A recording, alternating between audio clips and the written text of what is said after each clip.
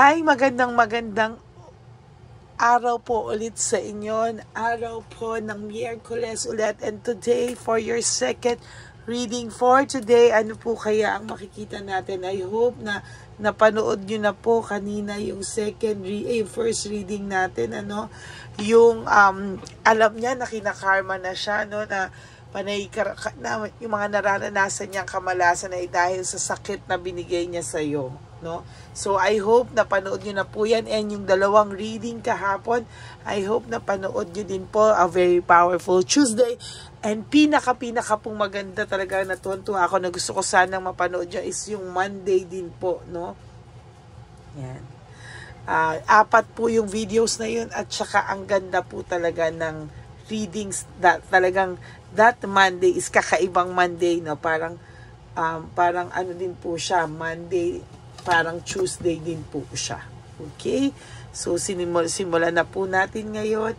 Ano po kaya ang makikita natin for our second reading for the day?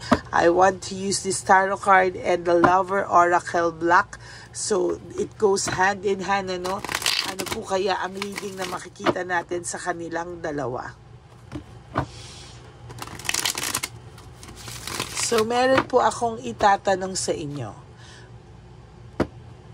Minsan po gusto nyo ba sabay-sabay ko na lang i-upload yung 1, 2, and 3 para mapanood nyo? Kaya lang minsan po kasi natatabunan, nahirap daw po kayong hanapin eh. Kaya binibigyan ko po ng interval eh. But I want to hear from you.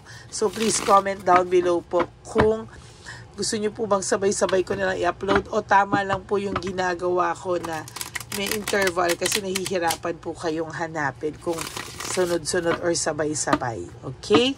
So, pili na po tayo ng 10. 1, 2, 3, 4, 5, 6, 7, 8, 9, and 10. Okay. Huwag niyo po skip to. Again, no? Isipin niyo po na kayo po ay aking binabasahan ngayon. And then for our Lover Oracle, the Black Lover Oracle.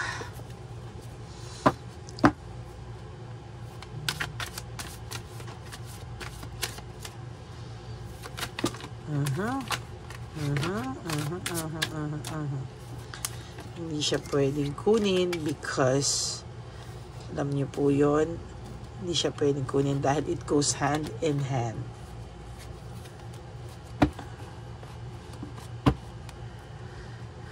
Goes hand in hand in hand.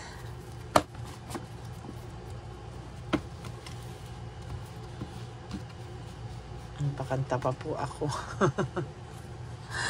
1, 2, 3, 4, 5, 6, 7, 8, 9, and 10.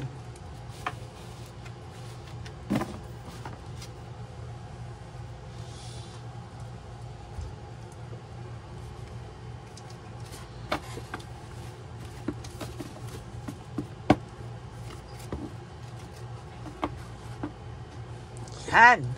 Very powerful cards. Ano po ang ating first card of the day? Controlling. Alam nyo po, for this past few days, lagi ko pong nabubunod to as, hindi ko po alam, minsan lagi rin siyang first card, no? Talaga pong meron pahiwatig sa akin, na every time po, for this past few days, kung hindi man siya yung first, basta lalabas po siya, no? Ganyan po siya ka-powerful ngayon, itong maintaining control or pagiging defensive, no? As you can see po, lagi siyang lumalabas ngayon. And nakikita ko po talaga na may something dito, no? na may something po dito sa maintaining control. Gusto niya po ng control. Defensive po siya sa mga bagay-bagay. Ayan, no? Sayang po kasi nanghihinayang siya na dati, kontrolado niya ang mga bagay-bagay, pero ngayon po hindi na po niya kontrolado ang mga bagay-bagay. Yan o. Feel ko po yung energy, bakit laging lumalabas to eh.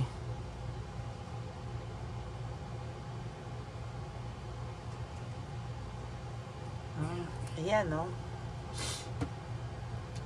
Kasi lagi siyang lumalabas lately, no? May mga ganyang type na every time is lagi na lang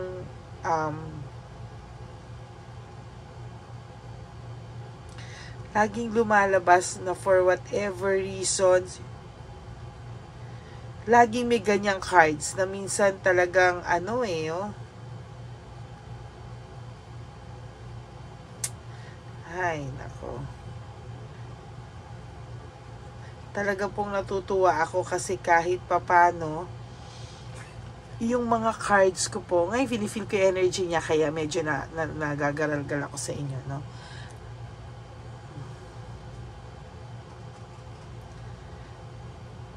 Nararamdaman ko po, talaga po meron siyang pakiramdam na maling-mali daw po talaga na iniwanan kanya, no? Maling-mali daw po na iniwanan kanya. As a matter of fact, alam niya po sa sarili niya na maling-mali po talaga bakit kanya iniwanan.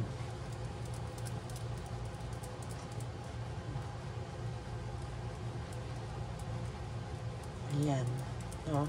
So isulat po natin yun yung title na yan. Itong maintaining control na to, very, very powerful na tipong iniisip niya na sana hindi na lang niya ginawa. Maling-mali daw po siya na iniwang kanya. O yan.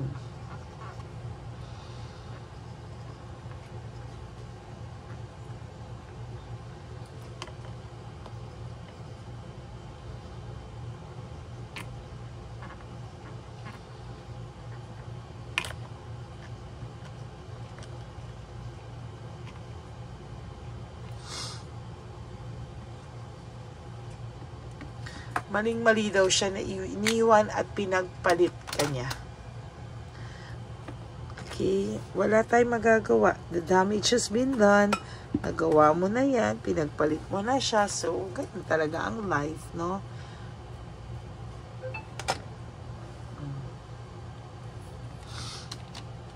O yan, no?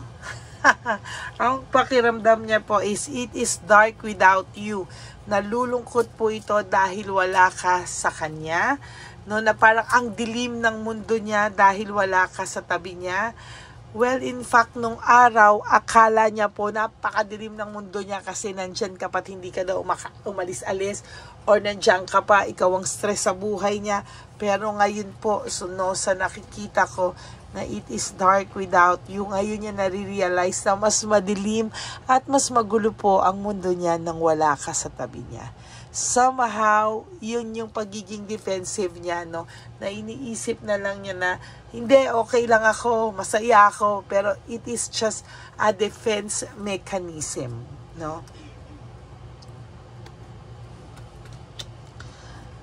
Minamanipulate niya po yung sarili niyang kahinaan. Ano? When it comes to him or her, pagka po nanghihina na siya or nagsisisi na siya, naisip niya na maling-mali talaga na iniwan at pinagpalit ka niya, siya din po yung nagmamanipulate sa sarili niya na sinasabi niya, ay hindi, okay lang ako. Parang, teka nga, natatakpan yung ano natin. Ay hindi, okay lang ako. Parang, okay pa ako. Parang, okay lang ako. Yan. So, parang ganyan yung sinasabi niya.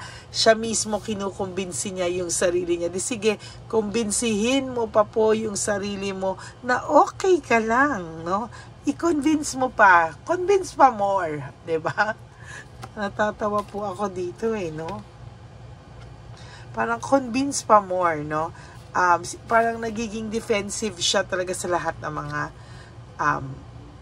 decision niya, naging decision niya. Kapag feeling niya na mali yung iniwanan ka niya at pinagpalit ka niya, iisipin niya, okay lang yon kasi hindi ko na rin naman siya napapasaya. Ay.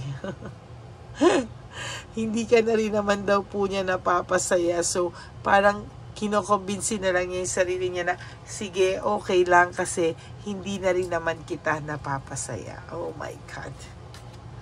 No? Sa'yo po, sa totoo lang, ang nakikita niya po, umaayos yung buhay mo nang wala siya. Nakikita niya po na somehow, ito pong nangyayari sa kanya na maling-mali, nagsisisi siya. Pero siya, nababalitaan niya na somehow, ay, okay ka na. Nababalitaan niya sa some of your friends or mutual people sa buhay niyo na okay ka na. No? Okay ka na daw. Ay, tinatanong niya po kung is it over? Over na ba talaga tayo? Kasi okay ka na eh, nag-move on ka na eh. So, paano na tayo? Ay, tatanong-tanong mo ganyan eh. Ikaw yung umalis-alis. Tsaka isa pa, ikaw yung nagloko. Tapos ngayon, magtatatanong ka ng ganyan. Gigil ako dito eh. No? Magtatatanong ka ng ganyan. Tapos sasabihin, paano na kayo? Eh, ikaw nga dyan yung nang iwan. Ikaw nang loko. Tapos pag okay yung tao, sasabihan mo na paano na kayo, asus. Oh, gigigil ako sa'yo. At tatanong-tanong ka, kinilig pa ako nung una, pero na-realize ko bigla, ikaw yung nanloko, loko ka. Diba? Niloko mo siya, ayan no? Niloko mo siya, lahat ng kasinungalingan, sa 10 sinabi mo, 11 doon ang hindi totoo. There's deception. Minanipulate mo siya, pinaniwala mo siya sa mga kasinungalingan mo, etc., etc., etc. Oh. No? Parang pinangakuan mo siya na pinagloko-loko mo siya, parang, di ba, lahat na nga ng tao pinagloloko mo, pero siya na lang yung bukod tanging naniniwala sa'yo, pero ginanyan mo pa siya. Gigil ako sa'yo. See? People don't believe in me. Hindi na naniniwala sa'yo yung mga tao.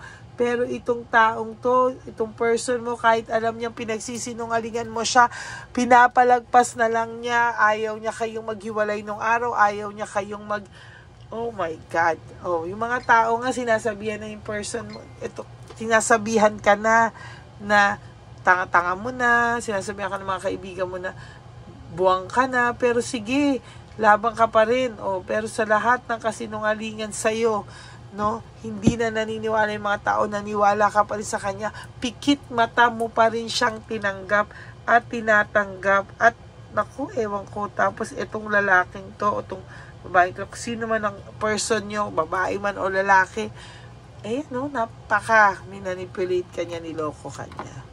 Dahil sa impluwensya ng mga tao sa paligid niya, maybe natukso talaga siya kay Chabilitang Palaka or kay Shokoy, kung sino man ang third party nyo.